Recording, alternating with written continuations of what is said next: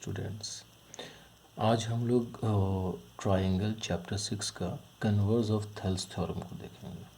ठीक है, ये बोर्ड के पॉइंट ऑफ व्यू से इम्पोर्टेंट थ्योरम नहीं है, ये बोर्ड में नहीं आता है और नहीं आएगा। 2021 में भी ये इम्पोर्टेंट थ्योरम नहीं है। ठीक है बट इनसे रिलेटेड क्वेश्चंस हम लोगों को देखने हैं। तो थ्योरम है क्या, पहले ये आप देख लीजिए।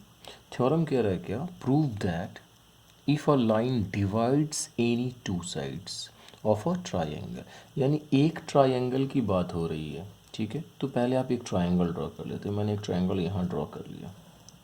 ओके, ट्रायंगल ड्रॉ कर लेते हैं, इनका नाम कर दीजिए आप कुछ भी, PQR। अब देखिए पढ़िए, इफ़ अ लाइन यानी एक line divides any to side, एक लाइन किसी दो साइड को डिवाइड कर रहा हो, या तो आपने ऐसे ड्रॉ करने एक लाइन, या तो ऐसे ड्रॉ करने, या तो ऐसे ड्रॉ करने, एक दो लाइन को इंटरसेक्ट करने चाहिए।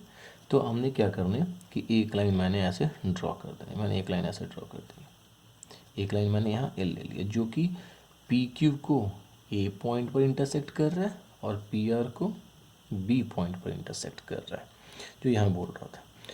अच्छा, यहाँ कह रहा है line divides any two sides of a triangle in the same ratio, यानी सेम रेशियो में डिवाइड कर रहा है। A P by P A by A Q, P B by B R equal करता है।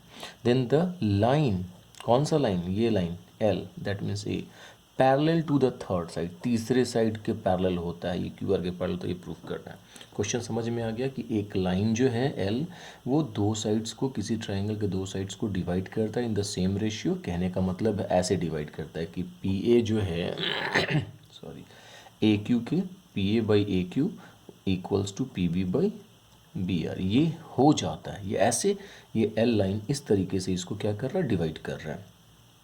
तो प्रूव करना है कि ये जो लाइन है L that means A B, वो क्यू आर के क्या है, पैरेलल है। क्लियर है, क्वेश्चन तो समझ में आ गया कि actually converse of Thales theorem क्या कहता है, ये आपको समझ में आ गया। तो पहले आप क्या करें, यहाँ से let P Q R is a triangle in which line L intersects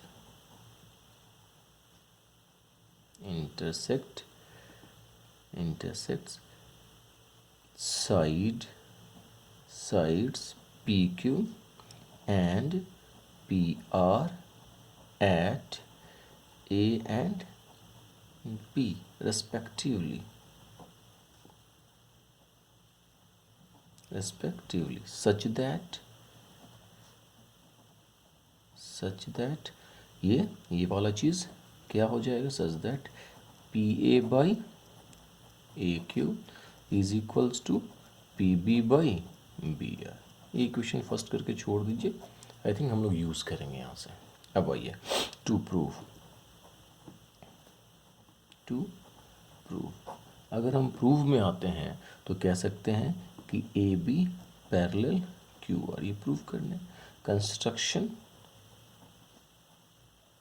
देखिए कंस्ट्रक्शन जो है थोड़ा इस टाइप का होगा कि पहले तो हम ऐसा लेट कर लेते हैं, या इफ़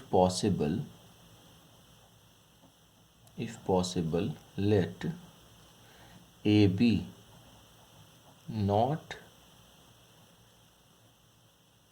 parallel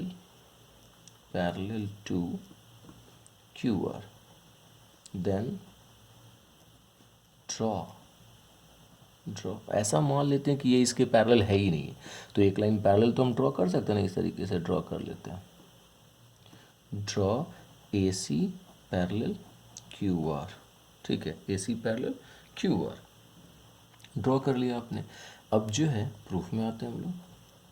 देखिए जैसे ही आप प्रूफ में आते हैं तो आप लिखेंगे क्या, इन ट्रायंगल PQR आपने AC पैरेलल QR किया था बाय कंस्ट्रक्शन,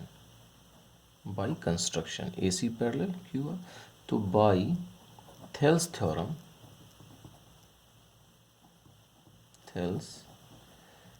थ्योरम, थेल साहब ने ये कहा है कि अगर किसी ट्रायंगल में, थेल्स थ्योरम याद की 6.1 थ्योरम, कि अगर ये लाइन इसके पैरेलल है तो साइड्स का रेशियो प्रोपोर्शनल होता है। मतलब आप कह सकते हैं कि P A by A Q is equals to P C by C R. ये होगी इक्वेशन सेकेंड। और फर्स्ट सेकेंड को कंपेयर करें। जैसे आप कंपेयर करेंगे तो L H S part equal हो जाता है। तो जब L H S part equal हो जाता है तो आर एच एस भी इक्वल हो जाएगा। तो हम क्या लिखेंगे, यहाँ से लिखते हैं from equation first and second. तो फर्स्ट और सेकंड की अगर हम बात करते हैं तो देखिए फर्स्ट में क्या है, A P A by A Q equals to P B by B R. तो आप लिख सकते हैं P B by B R equals to P C by C R. P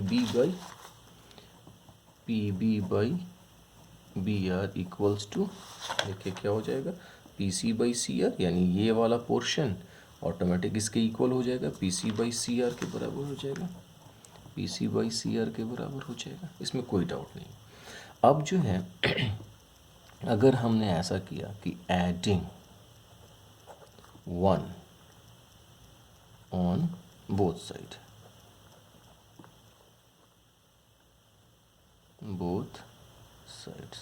यानी दोनों तरफ 1 को ऐड कर देते हैं। अगर आपने इसमें 1 ऐड कर लिया, ठीक है, इसमें अगर आपने 1 ऐड कर लिया तो आप क्या लिख सकते हैं, आपने इसको ऐसा लिखा कि पी बी को क्या लिख सकते हैं, P B by B R plus 1 equals to P C by C R plus 1। देखिए 1 ऐड करने से कोई फ़र्क नहीं पड़ना, दोनों इक्वेशन है, इक्वेशन में अगर दोनों साइड में अगर आपने 1 ऐड कर लिया इक्वेशन में कोई फ़र्क नहीं पड़ेगा। इसके बाद आपने एलसीएम निकाल लेने हैं, एलसीएम निकालेंगे तो नीचे हो जाएगा बी आर, इसके देखिए 1 के नीचे 1 छिपा, बी आर और 1 का एलसीएम बी आर से बी आर डिवाइड कर देने, ये सेम बी पी हो जाएगा और ये यहाँ से बी आर हो जाएगा इक्वल्स टू इधर भी P C plus C R by C are.